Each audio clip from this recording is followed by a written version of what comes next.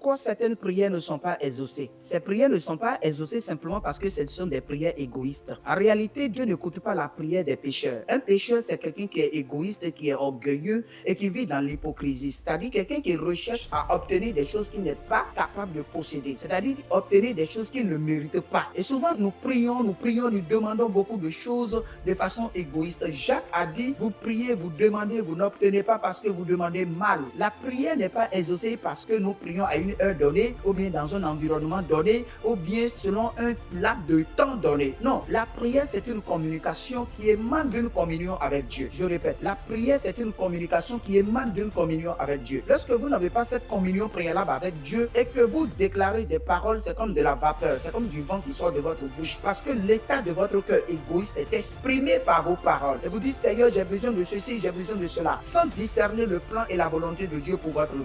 C'est-à-dire que Dieu a besoin de vous dans un endroit donné, mais que vous ne voulez pas aller un peu comme Jonas, qui fuyait Dieu, qui est rentré dans un bateau pour aller dans un autre pays. Quand c'est comme ça, toutes ces prières sont une abomination devant Dieu. Lorsque vous adressez des prières abominables, c'est-à-dire qui répondent à votre ambition, à vos aspirations égoïstes, Dieu ne peut pas les écouter. Vous savez, la prière, l'exaucement de la prière ne dépend pas de notre volonté, mais de la qualité de notre esprit. Et c'est parce que lorsque notre esprit est d'une qualité donnée, c'est-à-dire répondre à la volonté, au plan de Dieu, et que nous parlons, notre parole devient vecteur de puissance. Notre parole devient des déclarations ointes. Et nous proclamons des choses, nous réclamons des choses, nous déclarons des choses qui arrivent à l'existence. Il est dit que la prière que Dieu exauce est la prière qui est conforme à sa volonté. Et dans ce cas, vous appelez les choses qui ne sont pas comme si elles existaient et elles viennent à l'existence. C'est un état d'esprit de foi, de relation, de communion, de communication avec Dieu.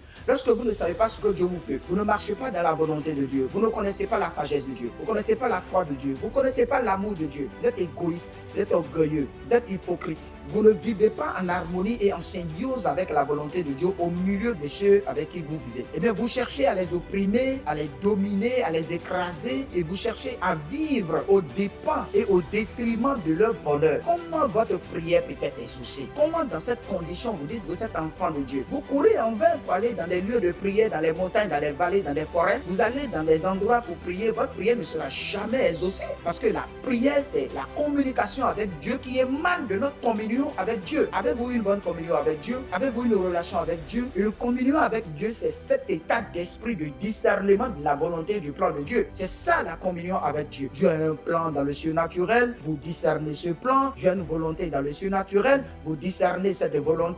C'est ça la communion. Cela vous donne de communiquer maintenant avec Dieu. Votre communication devient des paroles ointes, des paroles puissantes, des paroles qui sont vecteurs de puissance. Et ça appelle les choses que vous voulez à l'existence comme si les choses existaient quelque part pour vous. C'est alors que vous entrez dans votre destinée. Et c'est ça la prière. Mais quand vous êtes méchant de cœur et que vous êtes égoïste, votre prière ne sera jamais exaucée. Et vous n'êtes pas enfant de Dieu en faisant cela. Alors donc, frères et sœurs, voici le secret de la prière qui est exaucée. C'est une disposition de cœur qui est connectée avec le Saint-Esprit et qui est illuminée par le Saint-Esprit, qui est éclairée par le Saint-Esprit et qui permet d'avoir le discernement sur le plan et la volonté de Dieu. Et c'est ça la communion avec Dieu. Et ça permet à la prière d'être exaucée. De tic au tac. Vous parlez, vous avez besoin de quelque chose, vous parlez, vous appelez la chose. Et vous dites au nom de Jésus-Christ, j'appelle telle chose à l'existence. Et vous voyez la chose venir à l'existence. Donc c'est votre disposition de cœur qui vous empêche d'être exaucée depuis tout le temps. Alors, profitez de cette opportunité-là pour revoir votre mode de vie et de fonctionnement afin que vos prières soient désormais exaucées et que la grâce de Dieu surabonde sur votre vie au nom de Jésus-Christ. Amen.